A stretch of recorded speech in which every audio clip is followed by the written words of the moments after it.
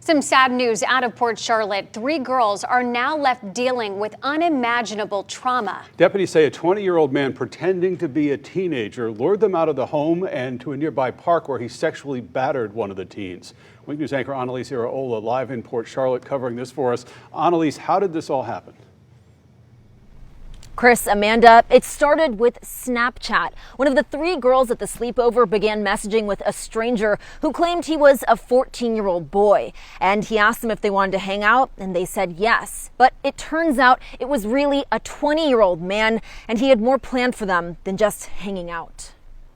3 girls left home around midnight to meet up. The Charlotte County Sheriff's Office says 20-year-old Elaine Blaze was behind the Snapchats. The victims told investigators Blaze drove them to Taylor Kiwanis Park, where he engaged in sexual activities with the victim in the front seat while trying to get the other 2 girls in the back seat to join in. Blaze then followed the girls into the ladies' restroom at the park and raped one of the girls, while the 2 others pleaded for him to stop. CCSO was able to track down 20-year-old Elaine Blaze, where he worked at Strickland Brothers Oil Change. People I spoke with in the area were sickened to hear about the incident. When you're damaging, raping a child, they've ruined them for life.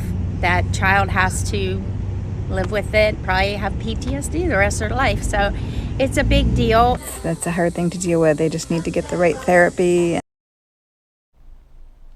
Blaze is charged with 2 counts of lewd and lascivious behavior against a minor, as well as 1 count of sexual battery on a minor. Live in Port Charlotte, I'm Annalise Iraola, Wink News. Annalise, thanks. Now let's bring in our Wink security analyst, Richard Kolko. Rich, teens use social media all the time. How vulnerable are they, especially on Snapchat? They absolutely do use them all the time, but you have to count the users. Snapchat, there's nearly 450 million users each day. So the math says your kids are likely very safe. We don't want people to panic over this, but it is a problem.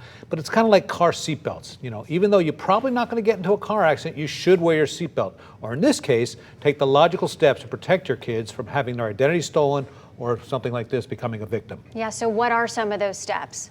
There's a few things that we all know you can do. Go into the privacy settings and turn off location sharing so strangers cannot see where they are. Make sure you restrict contact just to friends, not to everyone. And the same goes for who can view the posted stories. Also, when the kids are young, you can link your account to see what your kids are doing. And bad news, those disappearing stories, they really don't disappear. So, older kids have more of an expected right to privacy, but it gets complicated.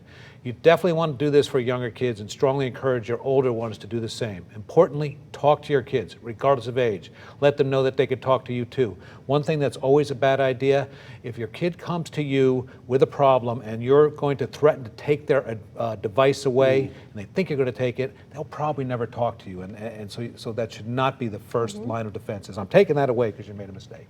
Keep that line of communication open. Absolutely, it's critical. All right, Rich, thank you.